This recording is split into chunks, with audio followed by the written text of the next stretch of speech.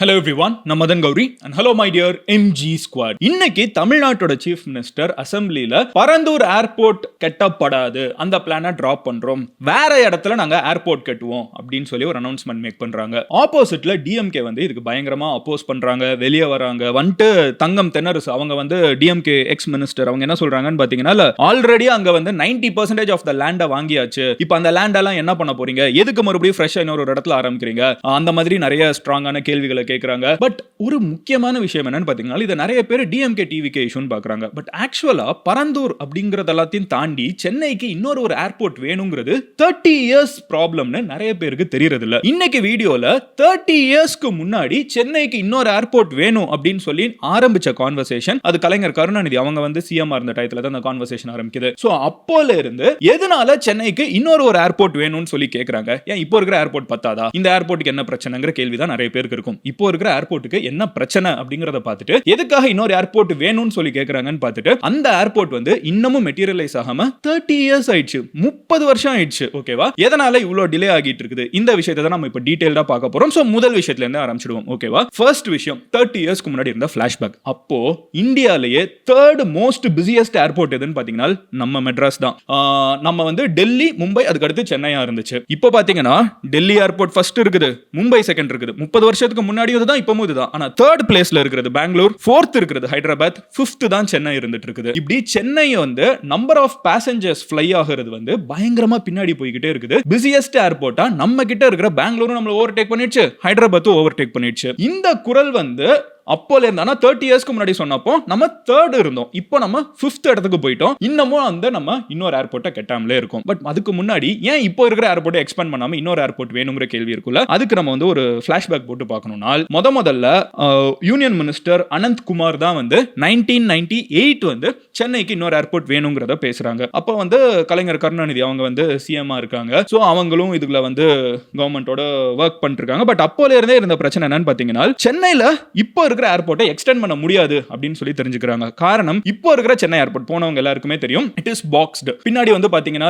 இது இருக்குது, இந்த இந்தியன் ஆர்மியோட கேம்பஸ் ஒன்று இருக்குது, அதனால அந்த சைடு எக்ஸ்டெண்ட் பண்ண முடியாது. இந்த சைடு நிறைய வீடெல்லாம் வந்துருச்சு, அதனால அந்த சைடு எக்ஸ்டெண்ட் பண்ண முடியாது. ஸோ சென்னையோட ஓவரால் ஏர்போர்ட்டோட ஏரியா வந்து ஃபிக்ஸடா இப்போ இருக்கிற இடம் தான் ஆயிடுச்சு. அந்த இடத்துக்குள்ள இருக்கிற ஏர்போர்ட் அத்தாரிட்டி நம்ம கவர்மெண்ட்லாம் எவ்வளவு பண்ண முடியுமோ அவ்வளோக்கு அவ்வளோ மேக்ஸிமம் வந்து அவங்க டெர்மினல் எல்லாத்தையும் இன்க்ரீஸ் பண்ணிட்டாங்க, ரன்வே எல்லாம் இன்க்ரீஸ் பண்றாங்க. ஆனா ஒரு ஃபிளைட் வந்து நிறைய ஃபிளைட்ஸ் வரணும்னா, பிஸியஸ்ட் ஏர்போர்ட்டா இருக்கணும்னா, அதுக்கு ஏர்போர்ட்டோட சைஸ் பெருசானா மட்டும் பத்தாது, அதோட ரன்வேஸ் வந்து நம்பர் ஆஃப் ரன்வேஸ் தேவையானது அதிகமா இருக்கணும். நம்பர் ஆஃப் ஃபிளைட்ஸ் ஒரு நேரத்துல வந்து நிக்கப்பட வைக்க வேண்டியது வந்து அதிகமான ஸ்பேஸ் இருக்கணும், அதுக்கோட பார்க்கிங்க்கு வந்து நிறைய ஸ்பேஸ் இருக்கணும், ரீஃபியூவலிங்க்கு ஸ்பேஸ் இருக்கணும்னு சொல்லிட்டு. அப்புறம் கார்கோ ரொம்ப முக்கியமான ஒரு விஷயம். ஸோ இன்னைக்கு வந்து Chennai is a manufacturing hub. நம்ம நிறைய ப்ரொடக்ஷன் பண்ணிருக்கோம். நீங்கள் சென்னையில் 10ல் பாதி பேர் கேட்டிங்கன்னா அவங்க ஏதாவது ஒரு மேனுஃபேக்சரிங் ஃபெசிலிட்டி தான் வேலை பார்த்துட்டு இருப்பாங்க, கரெக்டாக. ஸோ இந்த மேனுஃபேக்சரிங் பண்ணக்கூடிய பொருட்கள் வந்து உலகம் ஃபுல்லாக போகணும். ஸோ இது எல்லாத்துக்குமே வந்து நம்மளுக்கு தேவை என்னன்னு பார்த்தீங்கன்னா பெரிய இடம். பேசிக்காக இன்னொரு ஒரு பெரிய இடம் இருந்துச்சுனால், இன்னும் கொஞ்சம் எக்ஸ்பேண்ட் ஆகிறதுக்கு இடம் இருந்துச்சுனால், இப்போ அது பண்ண முடியாது. இப்போ இருக்கிற ஏர்போர்ட்டோட கெப்பாசிட்டியை வந்து நம்ம மேக்ஸிமம் ரீச் பண்ணிருக்கோம்னு சொல்லி சொல்றாங்க. ஸோ இதை 30 வருஷத்துக்கு முன்னாடி ஐடென்டிஃபை பண்ணிட்டாங்க. ஸோ ஒரு பெரிய இடம் இருந்துச்சுன்னா அந்த ஒரு பெரிய இடத்துல நம்ம இன்னும் பெரிய ஏர்போர்ட் கட்டணும்னா கார்கோவும் நிறைய வரும், நம்ம ஊர்ல இருந்து இம்போர்ட் எக்ஸ்போர்ட் நிறைய பண்ணலாம், நம்ம ஊருக்கும் சுத்தி இருக்கிறவங்க நிறைய பேர் வந்து ஃப்ளை பண்ணுவாங்க, ஃப்ளை இன் பண்ணுவாங்க. அப்புறம் வந்து இன்னொரு ஒரு முக்கியமான விஷயம் என்னன்னு பாத்தீங்கன்னா, இந்த பிட் ஸ்டாப் ஒரு இடத்துல இன்னொரு இடத்துக்கு போறதுக்கு ஃப்ளைட் வந்து ஒரு இடத்துல ஸ்டே பண்ணுவாங்க தெரியுமா. இப்போ நம்ம ஊர்ல இருந்து பாத்தீங்கன்னா துபாயில போய் நிறைய பேர் நிப்பாங்க, அது வந்து ஒரு டிரான்ஸ்ஃபருக்கு. ஸோ இன்டர்நேஷனல் டிரான்ஸ்ஃபருக்கு துபாயில நிறைய பேர் இருப்பாங்க. அப்போ துபாய் ஏர்போர்ட் பெருசா இருந்தா தான் நிறைய பேர் அங்க வெயிட் பண்ண முடியும். நிறைய ஃப்ளைட்ஸும் உள்ளுக்குள்ள வந்து அந்த இடத்த சூஸ் பண்ணுவாங்க, ஓகே இங்க இருந்து நம்ம பிக் பண்ணலாம், நிறைய பேர் இங்க சேருவாங்கன்னு. ஸோ ஃப்ளைட்டோட அந்த ஓவரால் ஏர்போர்ட் சைஸ், ரன்வே எல்லாமே முக்கியமான விஷயம். ஓவரால் மேட்டர் பெரிய ஸ்பேஸ் தேவை, ஓகேவா. ஸோ இந்த ஸ்பேஸ்க்கு வந்து பல தடவை இதுக்கு அப்புறம் வந்து பாத்தீங்கன்னா கலைஞர் கருணாநிதி இருந்த டயத்துல வந்து பாத்தீங்கன்னா ஸ்ரீபெரும்புதூர் கிட்ட வந்து ஏர்போர்ட் பில்ட் பண்ணலாம் அப்படின்னு சொல்லிட்டு 2007 காலகட்டங்கள்ல வந்து இடம் ஐடென்டிஃபை பண்றாங்க. அதுவும் நிறைய சேலஞ்சஸ் ஃபேஸ் பண்ணுது. இடத்தை வாங்குறதுக்கு வந்து கவர்மெண்ட் நினைக்கிறத விட அதிகமான விலை வந்து மார்க்கெட்ல இருந்துட்டு இருக்குது. நிறைய பேர் இடத்தை கொடுக்க மாட்டேங்கிறாங்க. டிரான்சிஷன் லைன் நிறைய ரன் ஆயிட்டு இருக்கு, சேலஞ்சஸ் இருக்குது. ஸோ இப்படி வந்து அதுவே 10 வருஷம் ஆயிடுது பாருங்க. 98 பேசினது 2007 வரைக்கும் சேலஞ்சஸ். இதுக்கு நடுவில் ஏடிஎம்கே டிஎம்கே கவர்மெண்ட் மாறி மாறி வேற வரும், ஒருத்தங்க செய்யறதை இன்னொருத்தங்க கண்டினியூ பண்ண மாட்டாங்க. இப்படியே போயிட்டு இருக்குது. ஃபைனலி என்ன ஆகுதுன்னு பாத்தீங்கன்னா, இதுக்கு முன்னாடி ஸ்டாலின் அவங்க சிஎம் இருந்தப்போ டிஎம்கே கவர்மெண்ட்ல பரந்தூரை நம்ம வந்து செலக்ட் பண்ணலாம் அப்படின்னு சொல்லி ஒரு டிஸ்கஷன் வருது. இன்ஃபேக்ட் 4 இடம் ப்ரோபோஸ் பண்ணப்பட்டுச்சு, சரியா. பன்னூர், பரந்தூர், திருப்போரூர், படலம் அப்படின்னு சொல்லிட்டு 4 இடம் ப்ரோபோஸ் பண்ணப்படுது. இந்த 4 இடத்துல ஏதாவது ஒரு இடத்துல ஒரு கிரீன்ஃபீல்ட் ஏர்போர்ட் கட்டலாம் அப்படின்னு சொல்லி கான்வர்சேஷன் வருது. கிரீன்ஃபீல்ட் ஏர்போர்ட்னா என்னன்னு பாத்தீங்கன்னா the whole airport is going to be built from scratch. அது வந்து ஒண்ணுமே இல்லாத ஒரு இடம். அங்க வந்து ஒரு முழு ஏர்போர்ட்டை கட்ட போறோம். ரன்வே கட்டணும், டாக்ஸிவே கட்டணும், ஏர்கிராஃப்ட்க்கு பார்க்கிங் ஏரியா கட்டணும், road, drainage, electricity, water, utilities, air traffic control system இருக்கிறது எதுவுமே கிடையாது. எல்லாத்தையும் ஸ்கிராச்ல இருந்து பில்ட் பண்றோம்னா லேட்டஸ்ட் டெக்னாலஜி, லேட்டஸ்ட் இன்ஃப்ராஸ்ட்ரக்சர். அதுக்கப்புறம் அது இன்னும் எக்ஸ்பேண்ட் ஆகிறதுக்கு இடம் இன்னும் கொஞ்சம் இருக்கணும். இன்னைக்கு நம்ம இவ்வளவு கட்டுறோம், இவ்வளவு 1000 கோடி செலவு பண்ணி கட்டுறோம். பட் அதுக்கும் அப்புறம் ஒரு 50-60 வருஷம் கழிச்சு எக்ஸ்பேண்ட் ஆகணும்னா இன்னும் கொஞ்சம் இடம் வேணும். இதெல்லாம் இருக்க வேண்டிய ஒரு மெகா சைஸ் கட்டலாம் அப்படின்னு சொல்லிட்டு 4 இடத்த மெயினா பிக் பண்றாங்க. சோ இந்த இடத்தெல்லாம் வந்து ஸ்டேட் கவர்மெண்ட் மட்டும் நினைச்சு கட்டிட முடியாது. ஓகேவா? அதுக்கப்புறம் வந்து சென்ட்ரல் கவர்மெண்டோட டிஸ்கஷன் இருக்கும். அப்படி கான்வர்சேஷன்ஸ் இருக்கிறப்போ ஏர்போர்ட் அத்தாரிட்டி ஆஃப் இந்தியா வந்து ஸ்டேட் கவர்மெண்டோட ஒர்க் பண்ணி பல ப்ரொபோசல்ஸ் கொடுக்கணும். அதுக்கு ஸ்டேட் அண்ட் யூனியன் கவர்மெண்ட் 2 பேரும் ஒத்துக்கணும். சோ இப்படியே போயிட்டு இருக்குது. அதுல வந்து பன்னூர், திருப்போரூர், படலம் அப்படிங்கிற இந்த இடத்துலலாம் சில ப்ராப்ளம்ஸ் ஃபேஸ் பண்றாங்க. ஒன்னு வந்து கல்பாக்கம் அணுமின் நிலையம் கிட்ட இருக்குது. சோ அங்க வேணாம் அப்படின்னு சொல்லி ஒன்னு டிசைட் பண்ணப்படுது. இன்னொரு இடத்துல வந்து லேண்ட் அக்வயரிங் காஸ்ட் வந்து கம்பேரிட்டிவ்லி ஹையரா இருக்கும். அப்புறம் வந்து இந்த டிரான்சிஷன் லைன்ஸ், அந்த டிரான்ஸ்மிஷன் லைன் போறது, எலக்ட்ரிசிட்டியோட லைன்ஸ் போறது சில இடத்துல அதிகமா இருக்குது. ஸோ ஒரு இடத்த நம்ம பில்ட் பண்ணோம்னா அங்கே இருக்கிற இடத்துல காலி பண்ணும். கரெக்டாக அந்த ரீஅலோகேஷன் காஸ்ட் அதிகமாகுங்கிற மாதிரி இருக்குது. ஸோ பல காரணங்கள் அங்கே எங்கன்னு சைட் பண்ணுறாங்க. ஸோ எல்லாத்தையும் ஃபைனலைஸ் பண்ணி கடைசியில் வந்து பரந்தூரை பிக் பண்ணுறோம் அப்படின்னு சொல்லி சொல்கிறாங்க. பட் பரந்தூரை பிக் பண்ணதுக்கப்புறம் அங்கே இருக்கக்கூடிய லோக்கல் மக்கள் வந்து சில கிராமங்களில் பயங்கர ஸ்ட்ராங்காக ரெசிஸ்ட் பண்ண ஆரம்பிக்கிறாங்க. நோ, இங்கே வந்து நாங்கள் விவசாயம் பண்ணிருக்கோம் பல வருஷமா. ஸோ அதனால இந்த இடத்துல நாங்கள் அலோவ் பண்ண மாட்டோம் அப்படின்னு சொல்லிட்டு கிட்டத்தட்ட 13 வில்லேஜஸ், 13 கிராமங்களை வந்து மொத்தமாக பரந்தூர் சைட் வந்து இருக்கிற இடத்துக்குள்ள வருது. ஓகேவா? இத வந்து பரந்தூர், ஏகனாபுரம், நெல்வாய் அப்படிங்கிற கிராமங்களை சுத்தி இருக்கிற நிறைய இடங்கள்ல வந்து இருக்கிற விவசாயிங்க வந்து இல்ல இந்த இடத்த கொடுக்க மாட்டோம் அப்படின்னு சொல்லி வந்து ப்ரொடெஸ்ட் பண்ண ஆரம்பிக்கிறாங்க. அண்ட் இந்த ப்ரொடெஸ்ட் பாத்தீங்கன்னா 1000 டேஸ் கிட்ட ரன் ஆகுது. ஓகேவா? மீன்வைல் அங்க பாத்தீங்கன்னா கவர்மெண்ட் வந்து பரந்தூரை செலக்ட் பண்ணதுக்கு அப்புறம் அதுக்கு 500 டேஸ் ஆகுது அப்ரூவல். மீதி எல்லாத்தையும் எல்லார்கிட்டயும் பேசி எல்லா கவர்மெண்ட்ஸும் அப்ரூவ் பண்ணி airport regulation, Indian air force approve பண்ண வேண்டியது இருக்குது. எல்லாருமே அப்ரூவ் பண்ணி வரதுக்கு 500 டேஸ் ஆகுது. ப்ரொடெஸ்ட் வந்து 1000 நாள் ரன் ஆகுது. சோ அப்ப வந்து டிவி என்ன பண்றாங்க அப்படின்னு பாத்தீங்கன்னா இங்க இருக்கக்கூடிய இந்த ப்ரொடெஸ்டுக்கு வந்து நாங்களும் வந்து சாலிடாரிட்டி கொடுக்கிறோம். ஆக்சுவலா டிவிகே வந்து எனக்கு தெரிஞ்சு மேஜரா ஒரு ப்ரொடெஸ்டுக்கு போய் சாலிடாரிட்டி கொடுத்தது ஃபர்ஸ்ட் இதுக்கு தான். ஓகேவா? சோ அப்ப என்ன சொல்றாங்க அப்படின்னு சொல்லி பாத்தீங்கன்னா இங்க வந்து ஆயிரக்கணக்கான ஏக்கர்ஸ் வந்து விவசாய நிலம் வந்து இந்த ப்ராஜெக்ட்டுக்காக போகும். அதுக்கு வந்து நாங்க ஒத்துக்க மாட்டோம். அங்க இருக்கக்கூடிய விவசாயிகளுக்கும் அங்க இருக்கிற ரெசிடென்ட்ஸுக்கும் வந்து நாங்க வந்து சாலிடாரிட்டியா கூட நிற்போம். இது போக இங்க நிறைய லேக், பாண்ட், வெட்லேண்ட். ஓகேவா? சோ இது அந்த சதுப்பு நிலங்கள் இதெல்லாமே வந்து ஏர்போர்ட் கட்டினா காணாம போயிடும். இதனால வந்து சென்னைக்குள்ள, ஓகேவா, இங்க இப்ப மழை பெஞ்சிச்சுன்னா சென்னையில இருக்கிற தண்ணி எல்லாம் இங்க ஓடி போய் செட்டில் ஆகும். ஓகேவா? டிசம்பர் மாசத்துல. ஆனா இப்போ ஆல்ரெடி வந்து தண்ணி தேங்கி நிக்குது. இப்போ இங்க ஏர்போர்ட்டும் கட்டியாச்சுன்னா அப்ப தண்ணி அங்க போகிறதுக்கு இடம் இருக்காது. சென்னைக்குள்ள இன்னும் நிறைய தண்ணி தேங்கி நிக்கும். சோ அந்த டிசம்பர் மாசம் எல்லாம் தெரியும்ல. சோ அந்த மாதிரி தண்ணி தேங்கி நிக்கும் அப்படின்னு சொல்லி சொல்றாங்க. அண்ட் இது வந்து சஸ்டைனபிளான ஒரு சொல்யூஷன் கிடையாது. சென்னைக்கு ஏர்போர்ட் வேணுங்கிறத ஒத்துக்கிறோம். ஆனா இந்த இடத்துல கட்டக்கூடாது அப்படின்னு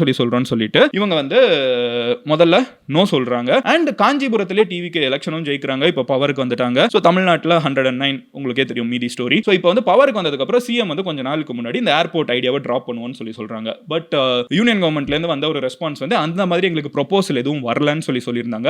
இன்னைக்கு அதோட தொடர்ச்சியா அசெம்பிளிக்குள்ளேயே இதை நாங்க டிராப் பண்ண போறோம் அப்படின்னு சொல்றாங்க. இதை டிராப் பண்ண போறோம்னு சொல்றப்ப அவங்க என்ன சொல்றாங்கன்னா சென்னைக்கு ஏர்போர்ட் வேணுங்கிறது முக்கியம் தான். ஆனா பரந்தூர்ல வந்து அவங்க விவசாயங்கள் பாதிக்கப்படுற மாதிரி இந்த ஏர்போர்ட் இருக்கக்கூடாது. அதனால பரந்தூர்ல ஏர்போர்ட் வேணாம் அப்படிங்கிற முடிவெடுக்கிறோம். இன்னொரு இடம் நாங்க பார்த்திருக்கோம். அதுக்குன்னு சில இடங்கள் நாங்க பார்த்திருக்கோம். அதுல எது பெஸ்ட் இடமோ, அதாவது ரெசிடென்ட்ஸும் கம்மியா இருக்கணும். ஓகேவா? மக்கள் வந்து இங்க ஏர்போர்ட் வரதுனால நிறைய பேரோட வீடுகள்லாம் பாதிக்கப்படக்கூடாது. வீடெல்லாம் காணாம போயிடும். கரெக்டா சொன்னா வீடெல்லாம் காணாம போக மாதிரி ஒரு இடத்தை ஐடென்டிஃபை பண்ணுவோம். அங்க வந்து விவசாயமும் வந்து அதிகமா காணாம போகாத மாதிரி ஒரு இடத்தை பார்ப்போம். சோ அந்த மாதிரி ஒரு இடத்தை வந்து சென்னையை சுத்தியே நாங்க பார்த்து அங்க வந்து ஒரு ஏர்போர்ட்டை கட்டுவோம் அப்படின்னு சொல்லிட்டு இன்னைக்கு சிஎம் பேசுறாங்க. சோ தமிழ்நாட்டுக்கு growth வேணும். ஆனா பரந்தூர்ல அந்த ஏர்போர்ட் வரக்கூடாது.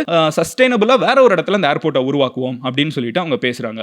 இப்போ இதுக்கு வந்து டிவிகே சைடுல இருந்து பயங்கரமா சப்போர்ட் பண்றாங்க. டிஎம்கே சைடு பயங்கரமா அப்போஸ் பண்றாங்க. அதோட கண்டினியூஷன் என்னன்னு பாத்தீங்கன்னா தங்கம் தென்னரசு, ஓகேவா, எக்ஸ் டிஎம்கே மினிஸ்டர், அவங்க வந்து சில கேள்விகளை கேட்கறாங்க. என்ன கேட்கறாங்கன்னு பாத்தீங்கன்னா சன் நியூஸ்ல வந்தது, நான் சொல்றேன். என்ன கேட்கறாங்கன்னு பாத்தீங்கன்னா பரந்தூர் விமான நிலையத்திற்கு தேவையான 5746 ஏக்கர்ஸ்ல வந்து ஏறத்தாழ அப்ராக்சிமேட்லி 90% லேண்டை வந்து ஆல்ரெடி வாங்கியாச்சு. ஓகேவா? தேவையான லேண்ட்ல 90% வாங்கியாச்சு. பல கட்ட பேச்சுவார்த்தைகளுக்கு பின் ஒரு கிராமத்தை தவிர பலரும் இதனை ஏற்று இழப்பீடு தொகையை வாங்கி விட்டனர். ஒரு கிராமத்தை தவிர எல்லாருமே வந்து இதை அக்செப்ட் பண்ணி வாங்கிடுறாங்க. இப்போ திட்டத்தை கைவிட்டா இது இந்த ஏர்போர்ட்டை வாங்குறோம்னு சொல்லி அந்த மக்கள் கிட்ட இருந்து வாங்கின லேண்ட இந்த லேண்ட என்ன பண்ணுவீங்க? 90% லேண்ட் கைக்கு வந்துருச்சு, என்ன பண்ண போறீங்க அப்படின்னு சொல்லி கேக்குறாங்க. அடுத்து என்ன கேக்குறாங்கன்னு பாத்தீங்கன்னா, நிலம் கையகப்படுத்தல் சட்டப்படி எந்த நோக்கத்திற்காக நிலம் எடுக்கிறார்களோ அதற்காகத்தான் பயன்படுத்த வேண்டும். என்னன்னு சொல்லி அந்த லேண்ட வாங்கி இருக்காங்களோ அதுக்கு தான் அந்த லேண்ட சட்டப்படியே யூஸ் பண்ணும். இப்போ ஏர்போர்ட் அங்க கட்ட மாட்டீங்க அப்படின்னு சொல்லிட்டீங்கன்னா 90% ஆஃப் த லேண்ட் ஆல்ரெடி வாங்கியாச்சு. அப்போ அங்க என்ன பண்ணுவீங்க அப்படின்னு கேக்குறாங்க. ஃபர்தரா, இழப்பீடு பெற்று நிலத்தை கொடுத்த மக்களுக்கு நீங்கள் என்ன சொல்ல போகிறீர்கள்? அங்க வந்து மக்கள் வந்து ஓகே ஃபைன், இந்த இடத்த வந்து சென்னை ஏர்போர்ட்டுக்கு எடுத்துக்கோங்கன்னு சொல்லி கொடுத்தவங்களுக்கு என்ன சொல்லுவீங்க? அங்க வேற ஏதாவது பிளான் நீங்க வச்சிருக்கீங்கன்னா, லேண்ட் வாங்கியாச்சு, 90% லேண்ட் கவர்மெண்ட் கிட்ட வந்துருச்சு, இப்போ அங்க வேற ஏதாவது பிளான் இருக்குன்னா அப்போ வந்து நீங்க சொல்ற இந்த என்விரான்மெண்டல் இஷ்யூஸ், இந்த ஃபார்மர்ஸ் பிரச்சனை எல்லாம் தீர்ந்து விடுமா அப்படின்னு சொல்லி கேக்குறாங்க. இது வந்து டிஎம்கே சைடுல இருந்து இருக்கக்கூடிய ஒரு எதிர்வினையா இருக்குது. இது டிராப் பண்ணது ஒரு பேட் அப்படின்னு சொல்லிட்டு. அண்ட் சோஷியல் மீடியா உங்களுக்கு தெரியும், இப்படி ஒரு விஷயம் வந்த உடனே டிவிகே வந்து இது நல்லது, அங்க இருக்கிற மக்கள்லாம் செலிப்ரேட் பண்றாங்க, பரந்தூர் மக்கள்லாம் சொல்லிட்டு டிவிகே சைடுல இருந்து பேசுறாங்க. டிஎம்கே சைடுல இருந்து தமிழ்நாடு ஆல்ரெடி 3rd ல இருந்து 5th போயிடுக்கு, இது இன்னும் பின்னாடி போயிடும், தமிழ்நாடு சென்னை ஏர்போர்ட் வந்து இன்னும் பின்னாடி கொண்டு போயிடும் அப்படிங்கிற மாதிரி அவங்க சைடுல இருந்து கருத்து வச்சிட்டு இருக்காங்க. சோ இது வந்து இப்போ சோஷியல் மீடியால அதிகமா டிஸ்கஸ் பண்றதுக்கான காரணம் வந்து இந்த ஒரு விஷயம் இல்ல, இதுக்கு இருக்கிற 30 இயர்ஸ் ஹிஸ்டரிங்கிறது தான் இந்த வீடியோ மூலமா நம்ம தெரிஞ்சுக்கக்கூடிய ஒரு விஷயம். ஓவரால் என்கிட்ட வந்து ஒரு ஒப்பீனியன் வேணும் அப்படின்னு சொல்லி ஜெனரலா மதன் நீ சொல்லு நீ ஏன் எதுவுமே சொல்ல மாட்டேங்கன்னு கேட்பேன். என்னைய பொறுத்த அளவுக்கு நான் நிறைய டிராவல் பண்ணுவேன், நம்ம ஸ்குவாட் எல்லாருக்குமே தெரியும். நான் இந்தியாக்குள்ள பார்த்ததுல நிறைய ஏர்போர்ட்ஸ் வந்து நம்மளோட சென்னை ஏர்போர்ட்டை விட மச் பெட்டரா இருக்குங்கிறது தான். நீங்க நம்பலனாலும் அதான் நெசம், நம்மளுக்கு பிடிக்கலனாலும் அதான் நெசம். இப்போ கொச்சி ஏர்போர்ட் பாத்தீங்கன்னா அது ஒரு சோலார் ஏர்போர்ட் அப்படின்லாம் போட்டு பார்க்கிங்ல இருந்து எல்லாமே வந்து கம்பேரிட்டிவ்லி பெட்டர் ஆர்கனைஸ்டா இருக்கும். ஹைதராபாத்ல அவ்வளோ கேட்ஸ் இருக்குது,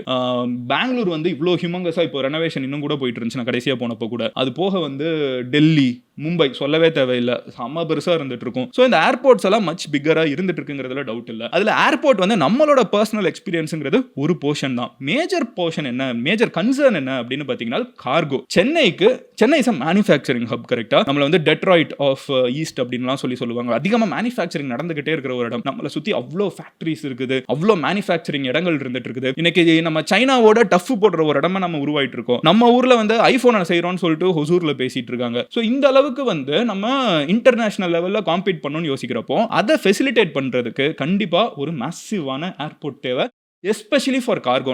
நான் வந்து பேசஞ்சர் இதை பத்தி கூட பேசல, அது வந்து வாண்ட், ஓகேவா? நான் நீடை பத்தி பேசுறேன். கார்கோக்கு கண்டிப்பா ஒரு மிகப்பெரிய ஏர்போர்ட் வந்து தேவை, ஓகேவா? அதுல டவுட்டே கிடையாது. எந்த இடங்கிறதுல தான் டிவிகேக்கும் டிஎம்கேக்கும் இப்போ வந்து மாத்தி பேசிட்டு இருக்காங்க. அண்ட் இந்த பரந்தூர் வந்து இப்போ டிவிகே கவர்மெண்ட்ல வந்து டிராப் பண்ணிட்டாங்க. பட் இன்னொரு ஒரு ஏர்போர்ட் வேணுங்கிறத வந்து ரெண்டு சைடுல இருந்தும் ஒரே விஷயத்தை தான் சொல்றாங்க. இப்போ இந்த இன்னொரு ஏர்போர்ட் வேணுங்கிறதுக்கு இன்னொரு காரணம் நான் உங்ககிட்ட சொல்றேன். நம்மளுக்கு இந்த கார்கோங்கிறத தாண்டி இந்த லே ஓவர் இருப்பாங்க தெரியுமா, பேசஞ்சர்ஸ். நான் வந்து நீங்க ஜென்ரலா பாருங்களேன், ஒரு பெரிய லே ஓவர் ஸ்டாப் நீங்க இன்டர்நேஷனல் லெவலில் யோசிச்சிங்கன்னா துபாய், அப்புறம் அபுதாபி, கத்தார், சிங்கப்பூர், மும்பை, இதெல்லாம் வந்து அந்த ஊருக்குள்ளே போலனா கூட அந்த ஊர்ல வந்து இறங்கி கொஞ்ச நேரம் டைம் ஸ்பெண்ட் பண்ணிட்டு அடுத்த ஃபிளைட்டுக்கு ஏறி போவாங்க. அப்போ அந்த ஃபிளைட் கம்பெனி எப்போ அங்கே அவ்வளோ ஃபிளைட்ஸ் அனுப்புவாங்க, அது ஒரு ஜங்ஷன் மாதிரி எப்போ மாறுதுனால் அந்த ஏர்போர்ட் வந்து கெப்பாசிட்டியாவே அத்தனை ஃபிளைட்ஸையும் சப்போர்ட் பண்ணணும். It is not just about passengers. Flight வந்து லேண்ட் ஆகிறதுக்கு, டேக் ஆஃப் ஆகிறதுக்கு சைமல்டேனியஸா நிறைய ரன்வேஸ் இருக்கணும். அந்த ரன்வேஸ்ல வந்து சப்போர்ட் பண்றதுக்கு தேவையான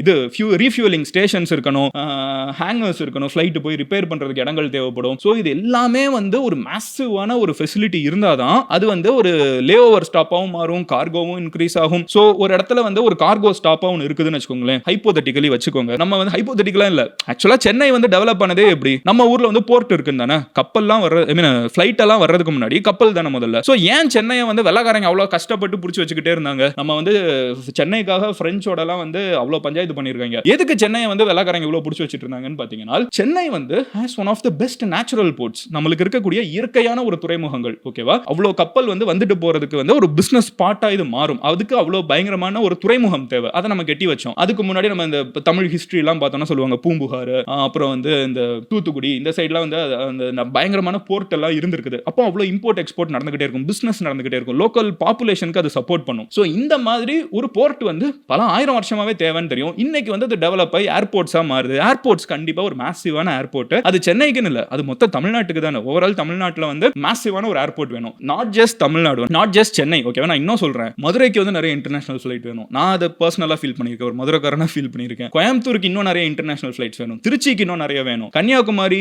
அந்த தூத்துக்குடி ஏர்போர்ட் இன்னும் நிறைய டெவலப் பண்ணும். கன்னியாகுமரி கிட்ட ஒரு ஏர்போர்ட்டை சூப்பராக கொண்டு வரணும். ஸோ எவ்வளோக்கு எவ்வளோ ஒரு ஊர்ல வந்து நம்ம ஏர்போர்ட்ஸை டெவலப் பண்றோமோ, கோயிங் ஃபார்வர்ட் நம்ம 21st செஞ்சுரியில் இருக்கோம். Going forward massive huge airports, அது ஒரு ஸ்டெப். அதுக்கப்புறம் இன்னொரு பெரிய வேலை இருக்குது. அந்த ஏர்போர்ட்ஸ்க்கு வந்து இந்த ஃபிளைட்ஸ் எல்லாம் பண்ணி கொண்டு வரணும். நம்ம டாக்ஸ் எல்லாம் கம்மியாக போடணும். அந்த ஃபியூவல் டாக்ஸ் ஏதோ நம்ம ஊர்ல கொஞ்சம் ஹையரா இருக்குது, மற்ற ஊரெல்லாம் விட அதெல்லாம் கம்மி பண்ணணும். இதெல்லாம் அடுத்த ப்ராசஸ் ஸ்டெப்ஸ் எல்லாம் நிறைய இருக்குது. பட் இப்படி நம்ம வந்து கொஞ்சம் கொஞ்சமா வந்து மக்களை அந்த மற்ற பிசினஸ் எல்லாத்தையும் இந்த ஸ்பெஷல் எக்கனாமிக் ஜோன்லாம் வச்சு நீங்க வாங்க, இங்க வந்து கம்பெனி ஆரம்பிங்கன்னு ஏன் சொல்றாங்க? கடைசியில் இங்க இருக்கிற மக்களுக்கு இங்க வேலை கிடைக்கும் தான். நம்ம இன்னைக்கு நிறைய இடத்துல வேலை பார்க்க போறோம், நம்ம ரியலைஸ் பண்றது இல்ல. அது வந்து பல வருஷமா ட்ரை பண்ணி இன்ஃப்ராஸ்ட்ரக்சர் கட்டி கொடுத்து இந்த கம்பெனிஸ்க்கெல்லாம் நம்ம டாக்ஸ் எல்லாம் கொஞ்சம் கம்மியா கொடுத்ததுனால தான் இங்க வந்து கம்பெனி கட்டுறாங்க. அப்போ அவங்க கொடுக்கறது பிரச்சனையா இருக்கலாம். பட் லாங் டேர்ம்ல அங்க வந்து ஒருத்தங்க வேலை பார்க்க ஆரம்பிச்சா அதிகமா சம்பாதிக்கிறாங்க, பசங்களுக்கு ஸ்கூல் பெட்டரா கொடுக்க முடியுது, எஜுகேஷன் பெட்டராக முடியுது, அவங்க இன்னும் வெளிநாட்டுக்கு போக முடியுது, எக்கனாமியா பெட்டராக முடியுது. இன்ஃப்ராஸ்ட்ரக்சர் மக்களுக்கு எப்படி இருந்தாலும் தேவைங்கிறதுல டவுட்டே கிடையாது. எங்க அப்படிங்கிறதுல தான் இப்போ இருக்கிற பிரச்சனை போயிட்டு இருக்குது. ஓகேவா?